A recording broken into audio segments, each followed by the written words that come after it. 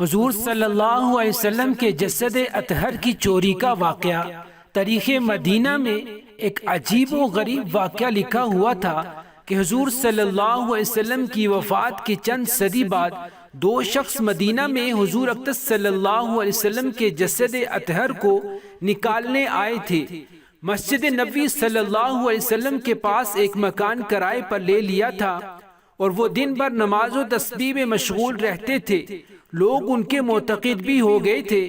وہ کم بخت رات کے وقت اس مکان سے قبر کی مٹی مدینہ سے باہر پھینک آتے تھے اور جگہ برابر کر دیتے تھے تاکہ کسی کو پتہ نہ ہو اور شبہ تک بھی نہ ہو۔ کئی ہفتوں تک وہ لوگ سرنگ کھودنے میں مشغول رہے۔ جب ادھر ان لوگوں نے یہ کام شروع کیا تو حق تعالی نے اس زمانے کے بادشاہ نور الدین زنگی کو بذریعہ خواب متنبع کر دیا۔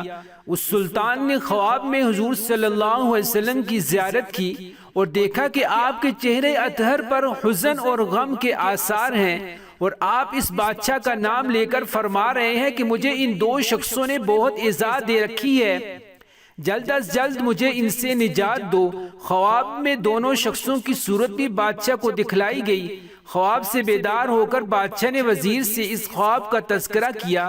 وزیر نے کہا کہ معلوم ہوتا ہے کہ مدینے میں کوئی حادثہ پیش آ گیا ہے، لہٰذا آپ جلد از جلد مدینہ تشریف لے جائیں۔ بادشاہ فوراً فوج اپنے ساتھ لے کر بہت تیزی کے ساتھ مدینہ کی طرف سفر کیا اور مدینہ پہنچے۔ اس عرصے میں وہ چور قبر کے قریب پہنچ چکے تھے۔ اس ایک دن کی بھی اگر بادشاہ کو تاخیر ہو جاتی تو وہ لوگ اپنا کام پورا کر لیتے۔ چنانچہ بادشاہ نے مدینہ پہنچ کر تمام لوگوں کو جمع کروایا اور مدینہ سے باہر ان سب لوگوں کی دعوت کی اور سب کو مدینہ کے ایک خاص دروازے سے نکالنے کا حکم دیا گیا اور خود دروازے پر کھڑے ہو کر ہر شخص کو غور سے دیکھتا جاتا تھا، یہاں تک کہ مدینہ کے سب مرد شہر سے باہر نکل گئے، مگر وہ دو شخص ان سب مردوں میں نہیں تھے جن کو بادشاہ نے خواب میں دیکھا تھا۔ بادشاہ کو سخت حیرت ہوئی اور لوگوں سے کہا کیا سب لوگ باہر آ چکے ہیں؟ لوگوں نے کہا اب کوئی اندر نہیں رہا۔ بادشاہ نے کہا یہ ہرگز نہیں ہو سکتا، ضرور کوئی اندر رہا ہے۔ لوگوں نے کہا ہاں، دو زائد متقی پرہیزگار اندر رہ گئے ہیں جو نہ کسی سے کچھ لیتے ہیں اور نہ ہی کسی کی دعوت میں جاتے ہیں اور نہ کسی سے ملتے ہیں۔ بادشاہ نے کہا کہ مجھے تو انہی سے تو کام ہے۔ چنانچہ جب انہیں پکڑ کر لایا گیا تو بعین ہی یہ دو صورتیں تھیں جو خواب میں بادشاہ کو دکھائی گئی تھی۔ بادشاہ نے فوراً پہچان لیا اور ان کو قید کر لیا گیا اور پوچھا گیا کہ تم نے حضور صلی اللہ علیہ وسلم کو کون سی ایذا پہنچائی ہے؟ چنانچہ کافی پوچھ گاچھ کے بعد انہوں نے اقرار کیا کہ ہم نے حضور صلی اللہ علیہ وسلم کے جسد اطہر نکالنے کی سرنگ کھودی ہے۔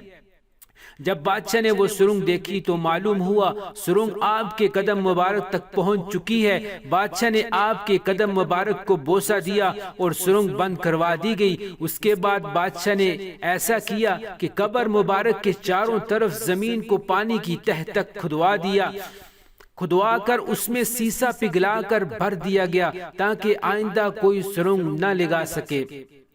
کہا جاتا ہے کہ اس بادشاہ کا نام نور الدین زنگی تھا۔ اس واقعے سے معلوم ہوا کہ مخالفین کو بھی جسد اطہر کے صحیح و سلامت ہونے کا ایسا پختہ اعتقاد ہے جس کی وجہ سے کئی سو برس بعد بھی جسد اطہر کو نکالنے کی کوشش کی گئی۔ اگر ان کو جسد اطہر محفوظ کا یقین نہ ہوتا تو وہ سرنگ کیوں کر لگاتے؟ وہم و شبہ کی وجہ سے اتنا بڑا خطرے والا کام کوئی نہیں کرتا۔ وہ لوگ اہل کتاب ہیں، وہ بھی خوب سمجھتے ہیں کہ نبی صلی اللہ علیہ وسلم کے جسم کو زمین نہیں کھا سکتی۔ وہ خوب جانتے ہیں کہ نبی کریم صلی اللہ علیہ وسلم برحق تھے، بے وجہ عناد کے اقرار نہیں کرتے۔